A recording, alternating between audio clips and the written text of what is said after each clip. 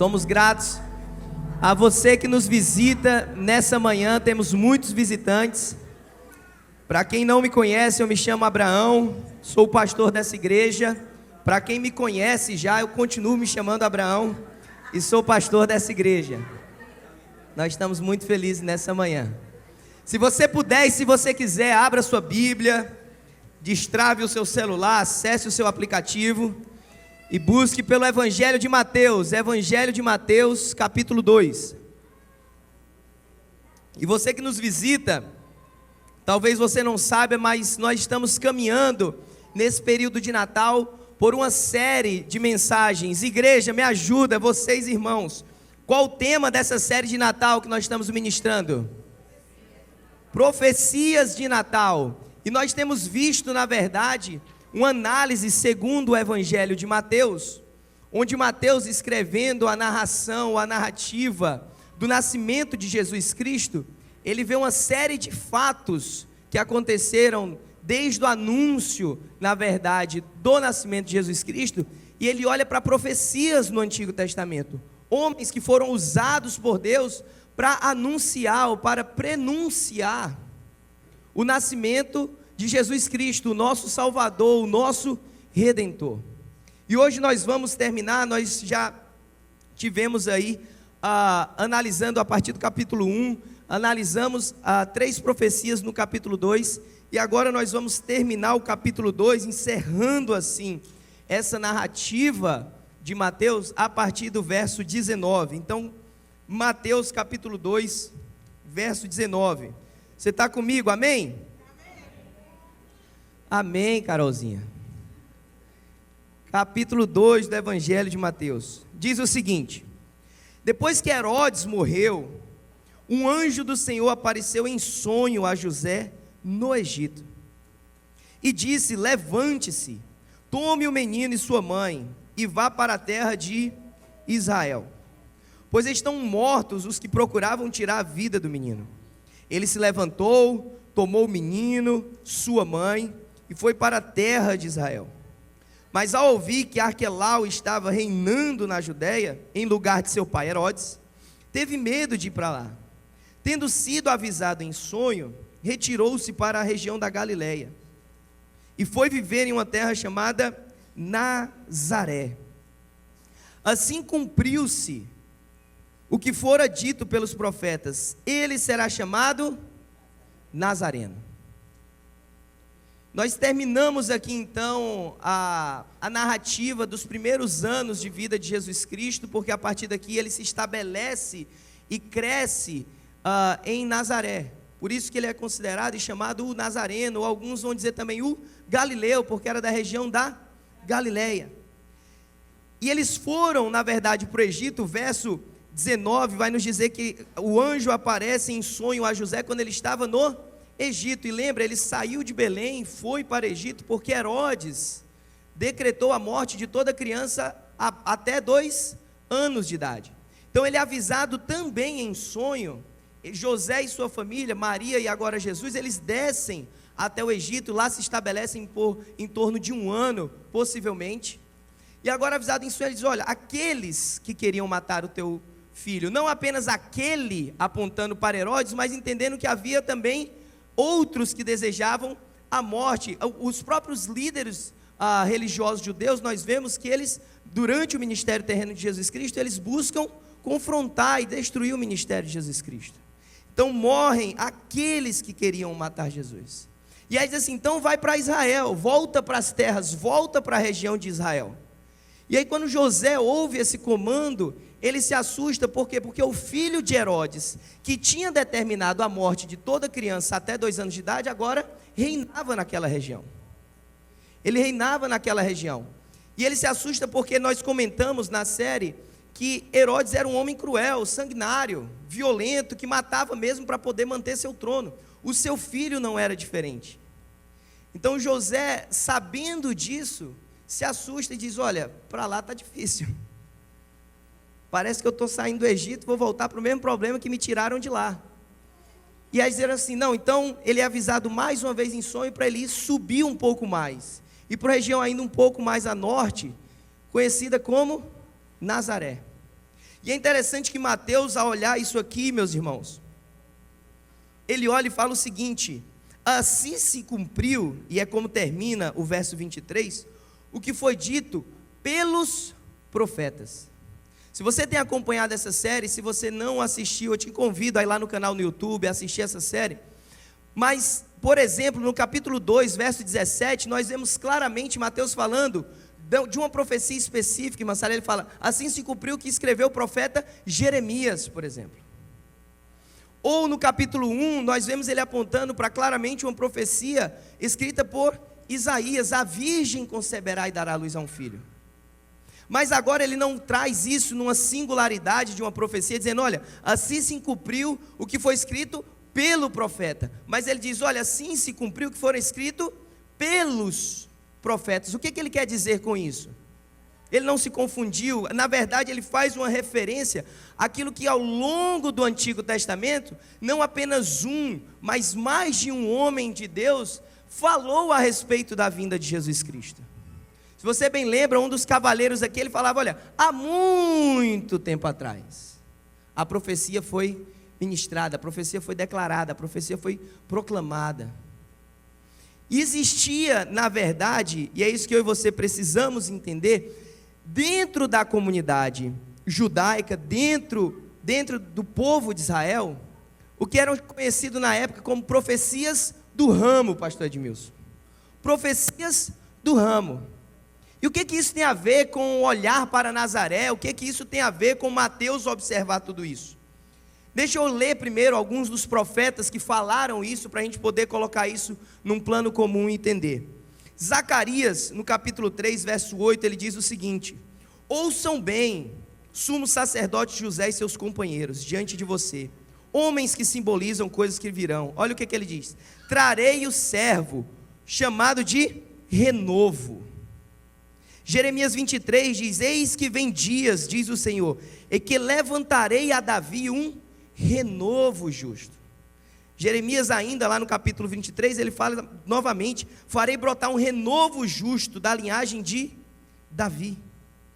O que nós vemos aqui então é essa palavra de forma repetida, um renovo, que na verdade na ideia original é como se fosse um galho novo, um ramo novo, da semente de Davi, da linhagem de Davi, da semente de Jessé. Esse conjunto de profecias no Antigo Testamento, entre os judeus, era conhecido como profecias do ramo.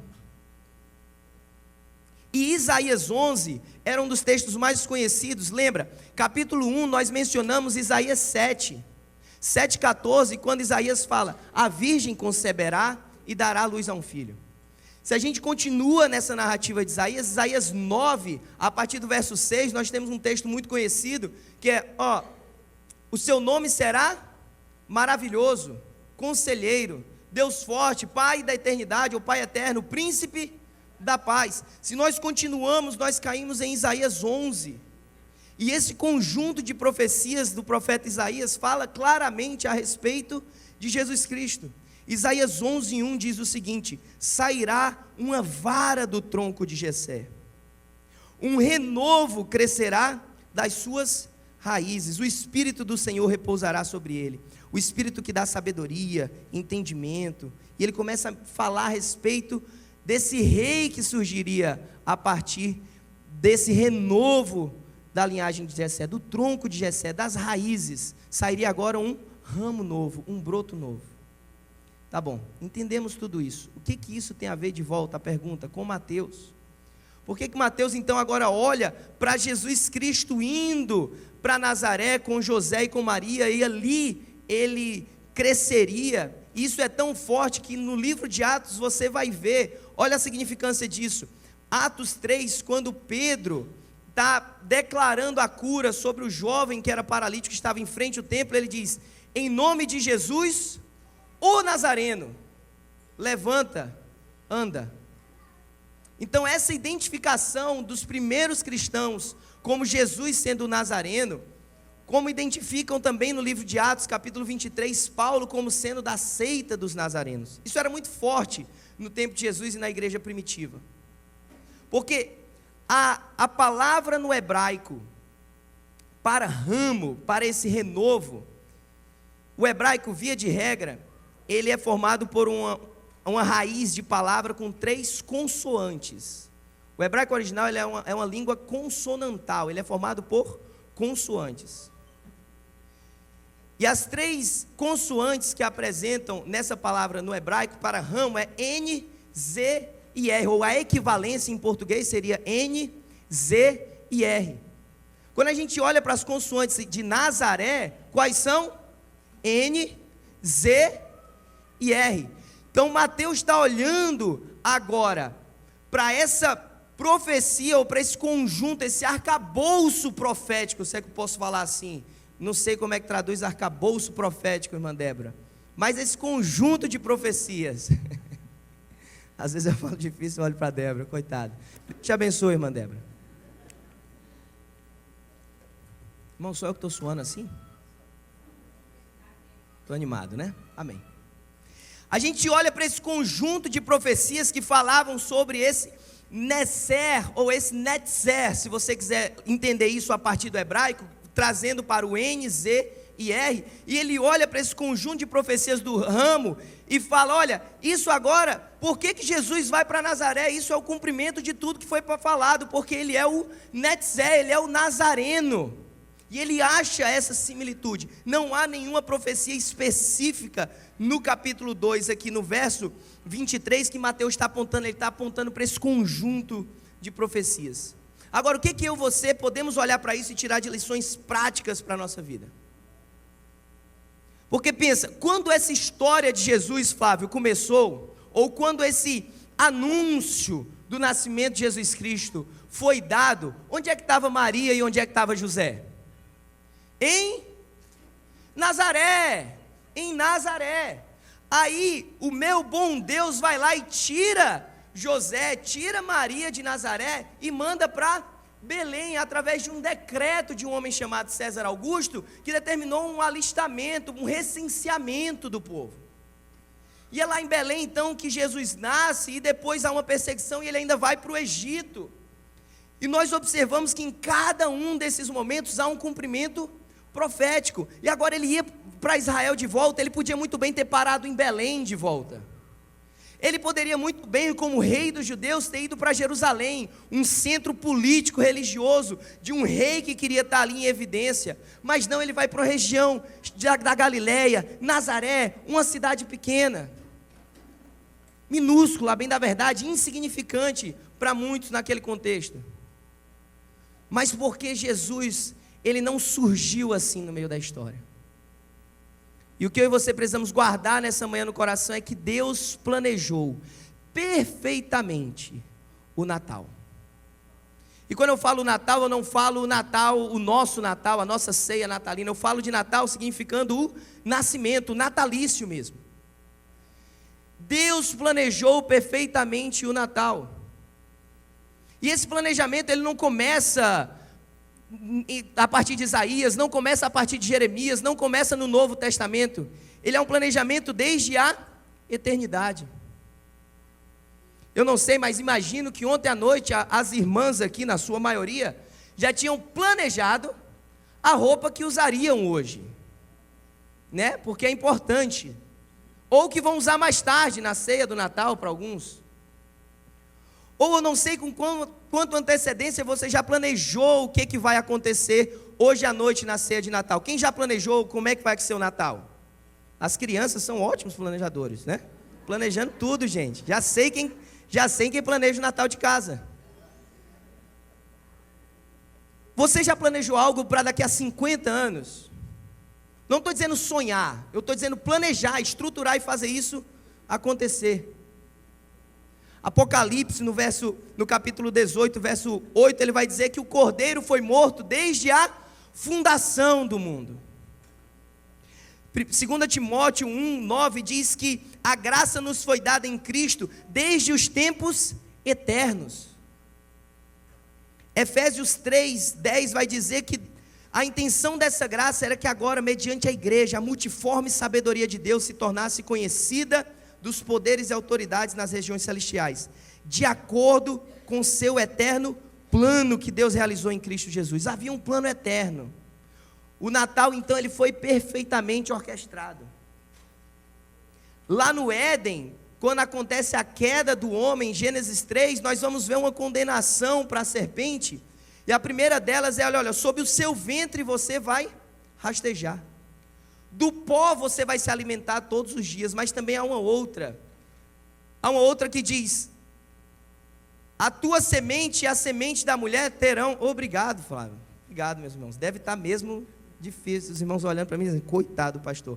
Meus irmãos, não vinha com esse colete, só um parênteses aqui no meio da mensagem, mas meu filho vestiu um colete, aí o filho botou um colete, eu tenho que colocar, né meus irmãos, mas próximo ano eu já não boto ele de colete, porque senão... Mas onde é que eu estava? Quem sabe está prestando atenção na... Isso, e a terceira condenação para a serpente, obrigado meus irmãos, era que haveria inimizade entre a semente da serpente e a semente da mulher, e a semente da mulher então esmagaria a cabeça da serpente, mas a serpente seria ainda dada a oportunidade de alcançar o calcanhar, ferir o calcanhar daquele que estava esmagando a cabeça da serpente. Durante todo o Antigo Testamento e durante toda a nossa vida, a bem da verdade, nós vemos essa briga, e por isso que Jesus Cristo vem nos trazer essa redenção, mas Ele não vem sem sofrer, Ele não vem sem ser ferido, porque Ele foi ferido pela morte.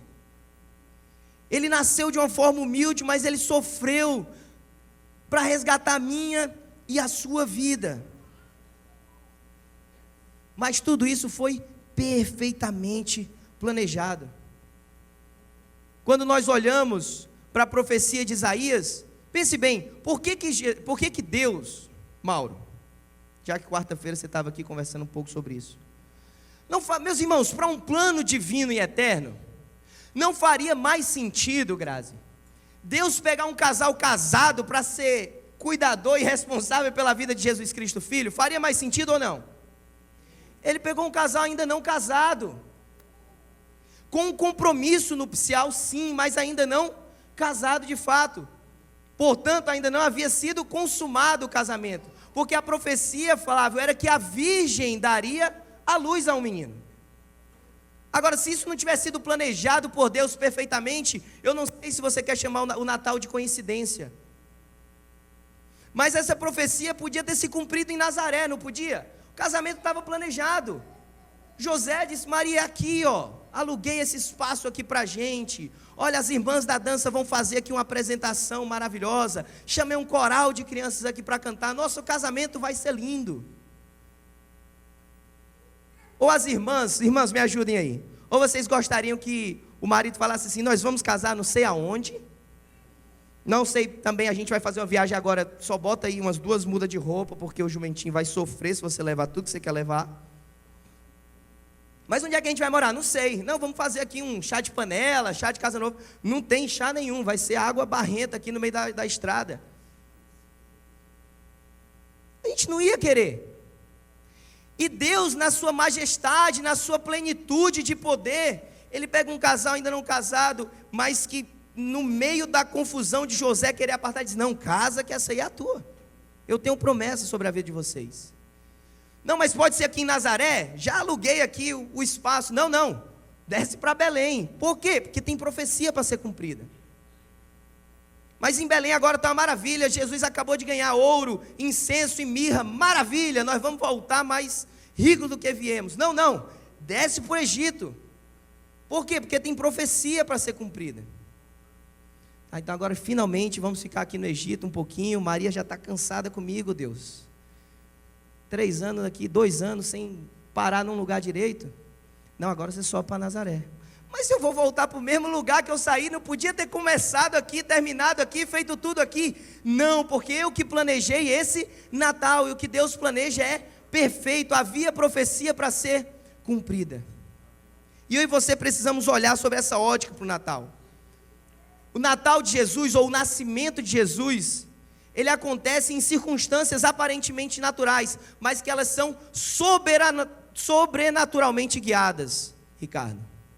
Circunstâncias naturais, uma viagem, um nascimento, um parto. Circunstâncias aparentemente naturais, mas que são sobrenaturalmente guiadas. E eu e você precisamos deixar Cristo nascer no meu e no seu coração, para que circunstâncias naturais na minha e na sua vida recebam o cuidado sobrenatural do nosso Deus, aquele mesmo que prometeu e cumpriu todas as suas promessas, aquele mesmo que cuida da minha e da tua história. Mas eu e você precisamos receber esse novo nascimento na nossa vida. Não adianta a gente olhar para esse poderio de Deus, admirar e dizer que maravilha, conheço a história do Natal, se ela não impactar a minha e a sua vida. Nós precisamos receber Jesus. Sabe por quê? Porque Ele não preparou esse Natal, esse nascimento de Jesus para Ele mesmo. Ele preparou para que eu e você pudéssemos ter uma nova história. Já pensou? As crianças aqui que planejaram o Natal, né, hoje à noite, essa ceia de Natal. Quem vai fazer amigo secreto? Alguém? As crianças, só tem as crianças, meus irmãos. Eu quero sempre o departamento infantil aqui. Quem mais participa do culto? Que Deus abençoe vocês, gente. Ensinem os seus pais. Pode ser? Chega em casa e fala: papai, participa do culto, em nome de Jesus. Mãe, fala alguma coisa no culto, em nome de Jesus Cristo. Pode ser? Então quem vai ter amigo secreto? Seria tão chato se você planejou o amigo secreto e a pessoa na hora chega e não traz o presente, né? Aí tirou bem o seu nome, irmã Sara, e fala assim: irmã Sara, eu não trouxe o seu presente. Aí você levou um presente tão bom para alguém e saiu do Natal com mãos vazias. Ou você preparou toda a ceia de Natal, está lá um banquete maravilhoso preparado, e aí o pessoal chega na sua casa, senta, deseja Merry Christmas e vai embora. Você ia ficar feliz ou triste? Triste. As crianças cozinham também. Gente, meu Deus do céu. Por que eu estou falando isso? Porque Deus preparou esse Natal, o nascimento de Jesus Cristo, para que eu e você usufruíssemos desse banquete chamado salvação. O Natal foi preparado, e Ele preparou com perfeição, não passou do ponto, não queimou nada, farofa crocante, maravilha, Jesus amado, que delícia, sem uva passas, oh aleluia, amém? É um Natal perfeito. Uma farofa sem uva passas é um Natal perfeito. Um arroz sem uva passas é arroz perfeito. Não existe esse Natal, gente, só com Deus na glória. Mas Ele preparou esse banquete chamado salvação. Só que eu e você podemos olhar o Natal e conhecer essa história do Natal e não nos deleitarmos da salvação preparada pelo nosso Deus com tanta perfeição, para alcançar a sua vida, para alcançar a minha vida. Jesus Cristo não veio no mundo à toa, Jesus Cristo não nasceu e cumpriu todas as profecias à toa. Ele veio, nasceu, cresceu em conhecimento, estatura e graça diante de Deus e dos homens, para nos dar novidade de vida. Agora você pode passar mais um Natal sem viver de novo, sem ser nova criatura, você não vai usufruir do banquete de Deus chamado salvação. E esse banquete se usufrui não com garfo e faca, mas com o acesso a Ele através de um arrependimento genuíno de coração. E você acessa Ele pela fé. João 3,16, quem vem comigo? Porque Deus...